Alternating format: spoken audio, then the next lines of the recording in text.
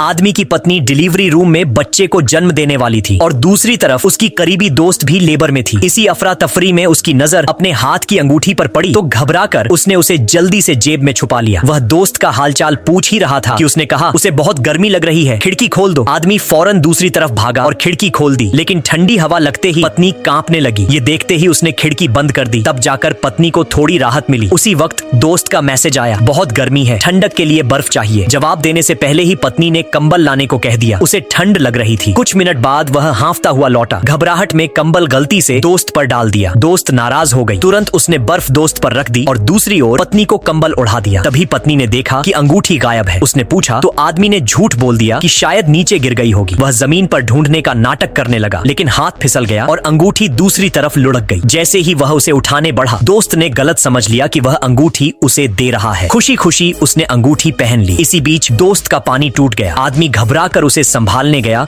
तो दोस्त ने दर्द में उसका हाथ जोर से दबोच लिया। उधर से पत्नी की आवाज आई, उसका भी पानी टूट गया था। वह बेचारा जैसे दो हिस्सों में बंट जाना चाहता था। पत्नी को दिलासा देने झुका तो उसने भी दर्द में उसका हाथ पकड़ लिया। दोनों तरफ से तेज दर्द। वह कराह उठा। छटपटाहट में उसने जोर लगाया और बीच का पर्दा ही गिर गया। पत्नी और दोस्त ने एक दूसरे को देखा, फिर अपने अपने काम में लग गईं। आदमी ने राहत की सांस ली और जल्दी से पर्दा वापस लगा दिया। अब नई शिकायतें शुरू। पत्नी को बेड सख्त लगा, उसने तकिया ठीक किया। दोस्त को नरम लगा, उसने तकिया खींच लिया। पत्नी को बेड ऊंचा लगा, उसने नीचे किया। दोस्त को नीचा तो फिर ऊपर किया, इस बार ज्यादा तेज, और दोस्त भड़क गई। वह बिना रुके दोनों की सेवा में लगा रहा, मगर जितना संभालता उतना बिगड़ता गया। गलती से ठंडा पानी पत्नी को दे बैठा। वह भड़क उठी। दोस्त भी चिल्ला रही थी, उसका सिर जैसे फटने वाला था। आखिरकार उसने हार मान ली और पर्दा पूरी तरह हटा दिया। और हैरानी की बात, दोनों एक साथ हंस पड़ी।